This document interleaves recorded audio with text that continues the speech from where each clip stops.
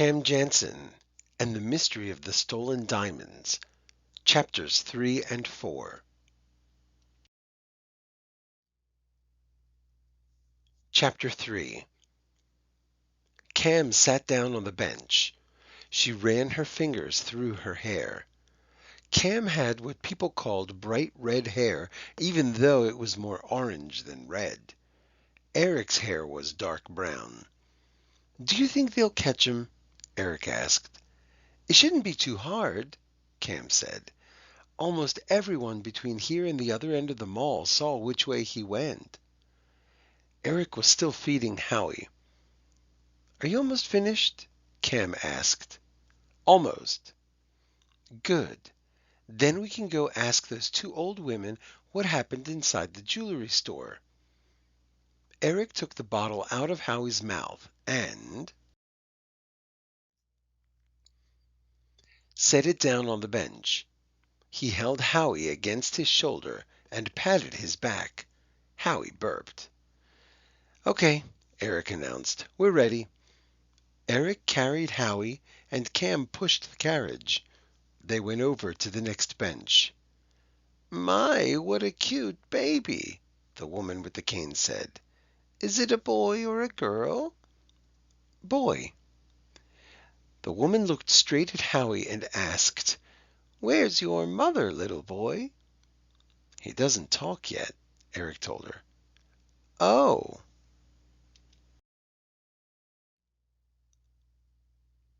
"I'm his brother. My mother took the twins shopping for clothes. I'm watching him until they're done." "Clothes? Well, they're lucky they're not shopping for jewelry." "Why?" Cam asked. "What happened inside the jewelry store?"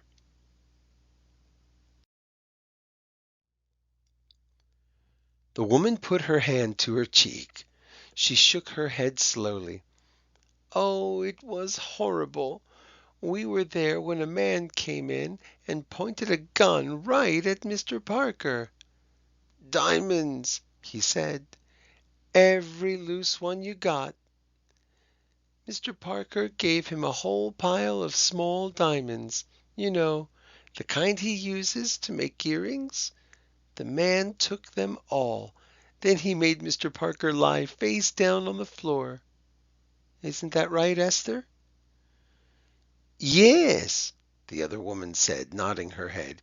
"He was terribly impolite."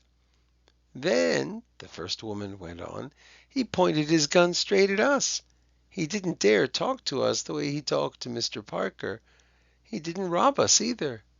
He just said, 'Ladies, turn around and face the wall and you won't get hurt.' There was a nice young couple in the store, too. They had their baby with them, a cute little girl. I heard the man with the gun tell them to face the wall, too. It was horrible. We stayed that way with our faces to the wall until Mr. Parker told us it was safe to leave." The woman stopped talking. Someone was shouting. They all turned to see where the noise was coming from. The policemen were coming back. There were 4 of them now. Handcuffed to one policeman was a tall man in a dark suit. "I didn't do it," the man yelled. "You've got the wrong man."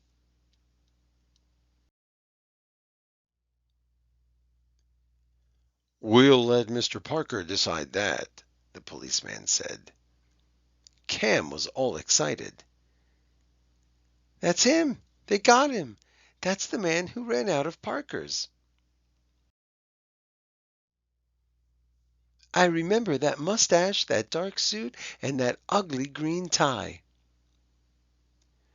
"Well, he may be the man who ran out of the store," the woman with the cane declared, "but he's not the man who robbed Mr. Parker.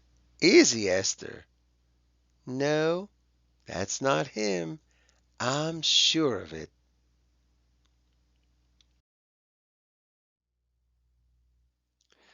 Chapter 3. Who told Cam and Eric about what happened at the jewelry store? 2. Who was yelling as Cam and Eric were talking to the elderly women? 3. What did the elderly women say about the man the police had caught?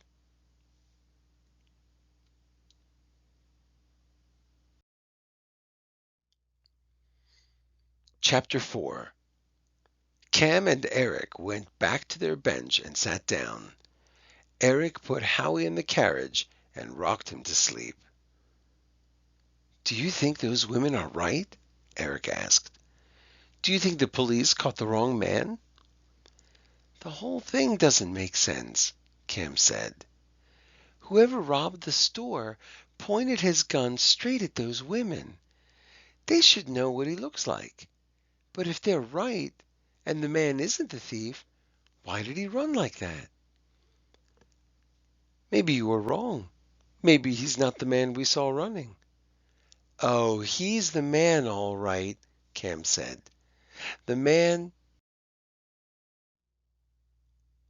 who ran past us had a mustache that curled up at the ends and an ugly green tie with red and yellow flowers. I'm sure that's the man the police caught." The small crowd was gone. The only evidence that something had happened was the police car and the "Sorry, we're closed" sign in the window of the jewelry store. The 4 policemen and the man they caught were all inside Parker's.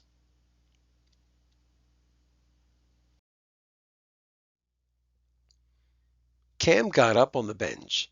She closed her eyes. "What are you doing up there?" Eric asked. "Thinking. This is where I was when everything happened. Standing here should help me remember what I saw." "You know," Eric said, "there was another man who left the store, the man with the baby." Cam sat down. "Yes, I know. I have a picture of him in my brain. He was tall and wore a dark suit, just like the man the police caught, and he was holding a large baby rattle."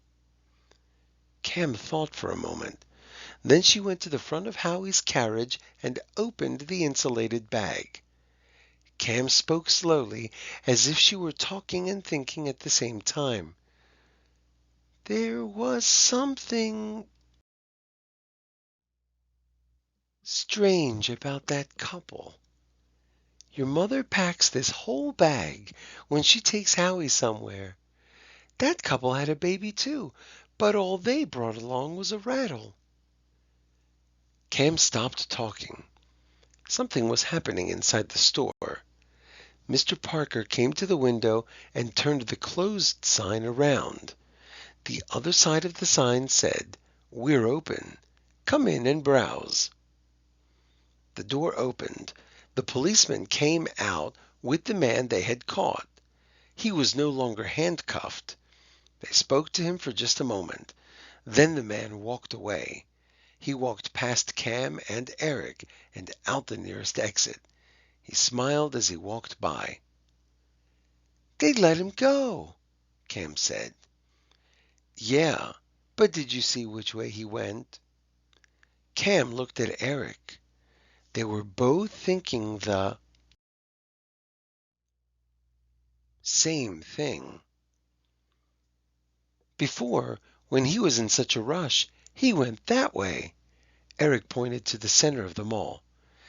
"If he was in such a hurry to get there before, you'd think he'd go back that way now."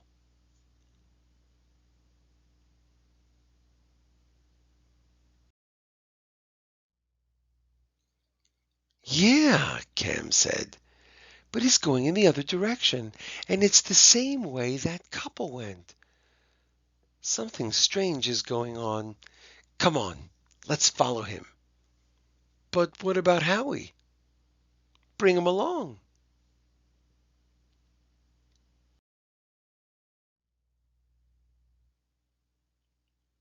What did Cam think was strange about the couple who left the store with the baby? What direction did the man go when the police let him go?